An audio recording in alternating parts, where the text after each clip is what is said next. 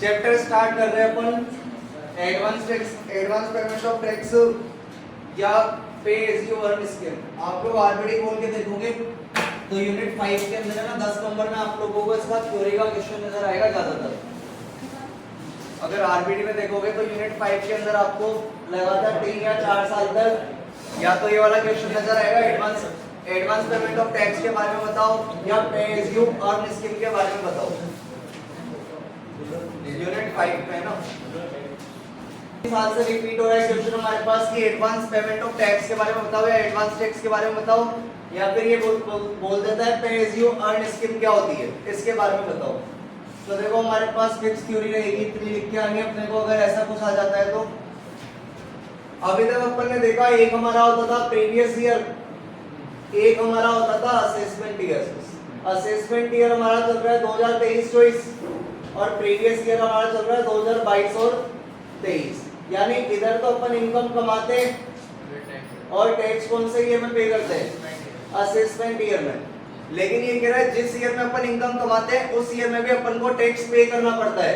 यानी previous year में जब अपन इनकम कमाते हैं तो उसी ईयर में अपन को क्या चुकाना पड़ता है, टैक्स। तो जिस ईयर में अपन पैसा कमाते हैं उसी ईयर में अगर टैक्स चुकाते हैं तो उसी को अपन क्या बोलते हैं, एडवांस पेमेंट ऑफ टैक्स। और अगर जिस ईयर में अपन पैसा कमा रहे हैं प्रीवियस ईयर में और अगर उसको अपन असेसमेंट ईयर में पे करते हैं तो उसको अपन बोलते हैं सेल्फ असेसमेंट टैक्स। तो अभी तक जो अपन ने पढ़ा वो सेल्फ असेसमेंट टैक्स के बारे में पढ़ा, क्योंकि अपन इनकम तो कौन से ईयर की काउंट करते थे, प्रीवियस ईयर की, और टैक्स कौन से ईयर का निकालते थे, असेसमेंट ईयर का। तो इस चैप्टर का मतलब ही ये, जिस ईयर में आप पैसा कमा रहे हो उसी ईयर में आपको कुछ ना कुछ टैक्स पे करना पड़ेगा, उसी को अपन क्या बोलेंगे, एडवांस पेमेंट ऑफ टैक्स या पे एज यू अर्न स्कीम। देखो अपन ने ये वाली बात इधर लिख रखी है, under the income tax act के अंदर देयर आर अरेंजमेंट, व्यवस्था बनी हुई है रिगार्डिंग पेमेंट ऑफ टैक्स के पेमेंट के लिए इन दी सेम फाइनेंशियल ईयर। यानी जिस ईयर में अपन पैसा कमाएंगे उसी ईयर में अपन को टैक्स का क्या करना पड़ेगा, पेमेंट करना पड़ेगा। ऐसी व्यवस्था बनी हुई है। In which the income is earn, financial year जिस ईयर में अपन पैसा कमाएंगे उसी ईयर में अपने को टैक्स चुकाना पड़ेगा। इसी चीज को अपन क्या बोलते हैं, advance payment of tax. According to these arrangements, इन व्यवस्थाओं के अकॉर्डिंग या अरेंजमेंट्स के अकॉर्डिंग जो असेसी है वो पे करता है tax along with the earning of income. जैसे ही पैसा कमाएगा वैसे ही उसको क्या चुकाना पड़ेगा, टैक्स चुकाना पड़ेगा। इसलिए अपन को इसको क्या बोलते हैं, पे एज यू अर्न स्कीम। जैसे अपने को पैसा कमाना है वैसे ही क्या चुकाना है, टैक्स चुकाना है। आगे अपने को बोल रहा है जो टैक्स निकाला जाता है अकॉर्डिंग टू सेक्शन 207, टैक्स कैसे निकाला जाएगा, जो असेसी होता है shall have to pay tax in advance, इसको एडवांस में टैक्स देना पड़ेगा। सबसे पहले अपन कौन सी इनकम निकालेंगे, टोटल इनकम। टोटल इनकम कैसे निकालते हैं, सैलरी से, हाउस प्रॉपर्टी से, बिजनेस एंड प्रोफेशन से, कैपिटल गेन से और अदर सोर्स से।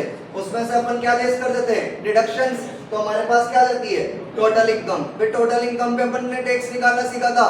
टोटल इनकम में ऐड कर दो एक तो एग्रीकल्चर इनकम और एक लेस कर दो लॉन्ग टर्म कैपिटल गेन और एक विनिंग इनकम। ये सब लेस कर देते तो हमारे पास एग्रीगेट इनकम आती थी। फिर पहले 2.5 लाख पे टैक्स क्या रहता था, 0, अगले पे 5%, फिर अगले 5 लाख पे 20%, बाकी बचे हुए पे 30%।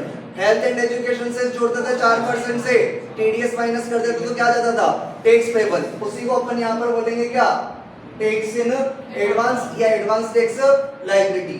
तो ये कह रहा है 2007 सेक्शन के according an assessee shall have to pay tax in advance on the total income which will be taxable in the assessment year. जिसको अपन according to section 207 an assessee shall have to pay tax in advance on the total income which will be taxable in the assessment year। अभी तक तो अपन क्या करते थे, जो tax था वो कौन सी ईयर में पे करते थे, असेसमेंट ईयर में। लेकिन ऊपर इसने बताया अपन जिस ईयर में इनकम कमा रहे हैं उसी में क्या पे कर रहे हैं, टैक्स पे कर रहे हैं। इधर अपन ने देखा लिख रहा है हमारे पास an individual resident in India, कोई भी जो भारत का नागरिक है, रेजिडेंट इन इंडिया है, who does not have any income under the head profit or gains from business or profession and who has attained the age of 60 years or more is not required to pay advance tax। ऐसा कोई भी भारत का नागरिक या resident in India जिसकी as कितने साल से ज्यादा है, 60 साल से, और जिसकी प्रॉफिट और गेन्स फ्रॉम बिजनेस और प्रोफेशन, बिजनेस एंड प्रोफेशन से कोई इनकम नहीं है, तो उसको एडवांस टैक्स पे करने की कोई नीड नहीं है। पढ़ो ये कितना रहेगा,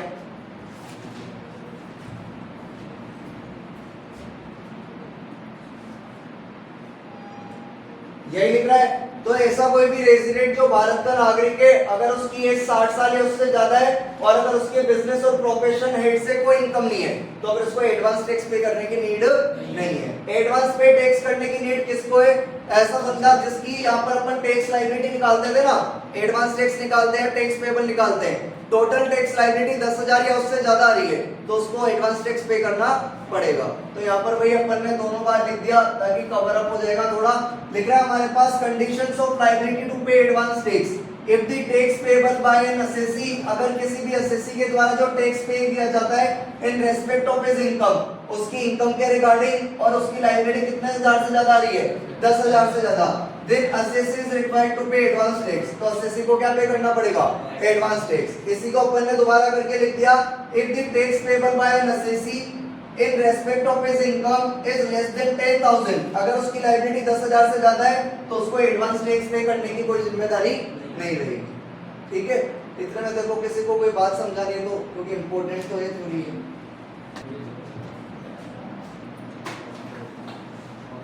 बताना है क्या इसमें कुछ? देखो इधर क्या लिख रहा है हमारे पास, वही चीज अपन ने बार बार लिख रखी है, बस आप लोगों को कितने पेज भरे इसके अंदर, जब रजिस्टर में लिखा आपने 3 भर गए ना, मतलब वहां का आराम से सारे पेज 5 पेज आ जाएंगे। तो 10 नंबर में क्वेश्चन आएगा, आप लोग आरबीडी की थ्योरी उठा के देखोगे तो उसमें लगभग आधे या 1 पेज की थ्योरी लिख रखी होगी बस आरबीडी के अंदर, यानी आप लोगों के पास मटेरियल नहीं, आप लोग लिख के क्या होगे, तो इसलिए मटेरियल को थोड़ा ज्यादा लिखा दिया ताकि वहां पर आप लोगों का काम बन जाए। यहाँ पर अपन ने शॉर्ट में लिख दिया, जो अपन ने चीज पढ़ी, एडवांस टैक्स का मतलब क्या होता है, जो टैक्स अपन पेड करते हैं कौन से ईयर में, फाइनेंशियल ईयर में। फाइनेंशियल ईयर मतलब प्रीवियस ईयर में, और ये प्रीवियस ईयर किसके पहले वाला होता है, असेसमेंट ईयर के जस्ट पहले वाला जो ईयर होता है उसी को अपन क्या बोलते हैं, फाइनेंशियल ईयर या प्रीवियस ईयर। उस ईयर में अपन जो भी टैक्स पे करेंगे उसी को किस नाम से जानेंगे, एडवांस टैक्स के नाम से। ड्यू डेट्स पता रखिए अपने को, 4 इंस्टॉलमेंट में एडवांस टैक्स चुकाना पड़ता है, 15 जून, 15 सितंबर, 15 दिसंबर, 15 मार्च, यानी 3-3 महीने की ये बारी हमारे पास क्वार्टरली इंस्टॉलमेंट है। 15 जून, 15 सितंबर, 15 दिसंबर और 15 मार्च। रेट हमारे पास है 15, 45, 75 और 100।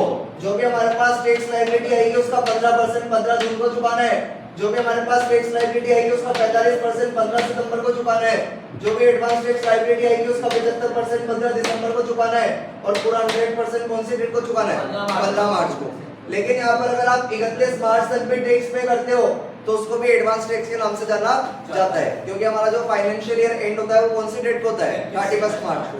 तो लिख रहा है हमारे पास tax paid up to 31 March of previous year is treated as advance tax. लेकिन ऐसे असेसी जिन्होंने 44 एडी या 44 एडीए की स्कीम ले रखी है तो उनको केवल एक ही बार एडवांस टैक्स पे करना पड़ता है, कौन सी डेट को, पूरा कितना परसेंट, 100%। कितना परसेंट, 100%। तो जो भी असेसीज है उनके पास हमारे पास 4 इंस्टॉलमेंट में एडवांस टैक्स चुकाना है, 15 जून, 15 सितंबर, 15 दिसंबर, 15 मार्च। 15%, 45%, 75% और 100%। लेकिन ऐसे असेसी जिन्होंने यहाँ पर 44 एडी या एडीए की स्कीम ले रखी है उनको एक ही बार देना पड़ेगा, कौन सी तारीख को, 15 मार्च को। 3 सेक्शन है हमारे पास, 34 एबीसी, 34 234 ए किसने लगता है, interest for delay in return filing. अगर आप time to time return file नहीं करोगे तो हमारे ऊपर जो गवर्नमेंट इंटरेस्ट लगाएगी वो कौन से सेक्शन में लगाएगी, 234 ए में। कैसे लगाया जाता है, टैक्स एज पर आरओआई, जो आरओआई हमारे पास ये फॉर्म का नाम होता है, जो अपन रिटर्न फाइल करते हैं ना तो ये फॉर्म का नाम है हमारे पास।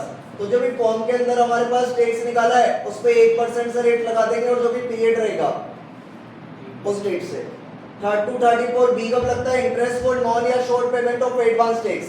या तो आपने जो हमारा 100% एडवांस टैक्स बना, मान लो 1 लाख, ये हमारा 100% एडवांस टैक्स बना है, तो इसका आपने अगर 90% या उससे कम पेमेंट करा है तो वहां पर जो इंटरेस्ट लगेगा वो कौन से सेक्शन का लगेगा, 234 बी का। तो लिख रहा है this interest is applicable if assessee is paid less than 90% of advance tax. अगर 90% से कम का एडवांस टैक्स चुका है तो हमारे पास जो इंटरेस्ट लगेगा वो कौन सा लगेगा 234B का। यहाँ पर भी हमारे पास फॉर्मूला यही है, एडवांस टैक्स शॉर्ट पेड जो भी अपन ने कम चुका है रेट कितना रहेगा 1% मल्टीप्लाई पीरियड से। प्रैक्टिकल में हमारे पास जो काम आएगा वो आएगा 234C का इंटरेस्ट। ये कैसे निकालते हैं पर interest for deferment of advance tax instalment. अगर आपने पहले इंस्टॉलमेंट पे 15% से कम का पेमेंट करा, दूसरी में 45% से कम का पेमेंट करा, तीसरी में 75% से कम का पेमेंट करा, अगर आपने यहाँ पर इंस्टॉलमेंट में कम पेमेंट करा है तो हमारे ऊपर जो इंटरेस्ट लगेगा वो कौन सा लगेगा 234C का। ये किसके लिए था, अगर टोटल टैक्स का 90% से कम चुका है तो 234B लगेगा। 234C कब लगेगा जब आपने इंस्टॉलमेंट कम चुकाई है, तो कौन सा लग जाएगा 234C। फॉर्मूला क्या रहेगा हमारे पास, डेफर्ड अमाउंट जो भी अपन ने कम चुका है मल्टीप्लाई 1% से, और मल्टीप्लाई अपन ने देखा यहाँ पर जो गेप था वो कितने महीने का था 3 महीने का। तो हमारे पास यहाँ पर गेप भी कितना महीने, पीरियड भी कितने महीने का आ जाएगा 3 महीने का। लेकिन जो लास्ट इंस्टॉलमेंट रहेगी उसमें जो पीरियड लेते हैं वो केवल कितना महीने का लेते हैं 1 मंथ का रहता है। ठीक है, इसके बाद 4 लाइनें लिखा रहा हूँ वो समझेंगे, फिर पहले इसको देख लो, उधर का रफ करके उधर लिखा देता हूँ। आज देख लेना, अपन ने देखा था हमारे पास जो पहली इंस्टॉलमेंट में अपने को यहाँ पर टैक्स देना होता था वो कितना देना होता था 15%। लेकिन गवर्नमेंट अपने को यहाँ पर रिलैक्सेशन देती है, अगर अपन 15% की जगह मिनिमम 12% भी पे कर देते हैं तो फिर अपने को 234C में कोई इंटरेस्ट पेमेंट करने की जरूरत नहीं होती। सेकंड इंस्टॉलमेंट में भी हमारे पास यहाँ पर रिलैक्सेशन दे रखा है। सेकंड इंस्टॉलमेंट में अपने को एडवांस टैक्स का कितना चुकाना पड़ता है 45, लेकिन अगर अपन मिनिमम 36% भी पे कर देते हैं तो फिर अपने ऊपर 234C के अंदर कोई भी इंटरेस्ट लेवाई किया जाता नहीं है। तो ये 2 इंस्टॉलमेंट तक रिलैक्सेशन है अपने को। अगर अपन पहले इंस्टॉलमेंट में 15 की जगह 12 चुका देते हैं तो भी कोई टैक्स नहीं लगेगा, और 45 की जगह मिनिमम अपन 36% भी पे कर देते हैं तो भी कोई अपन से इंटरेस्ट लिया जाएगा नहीं।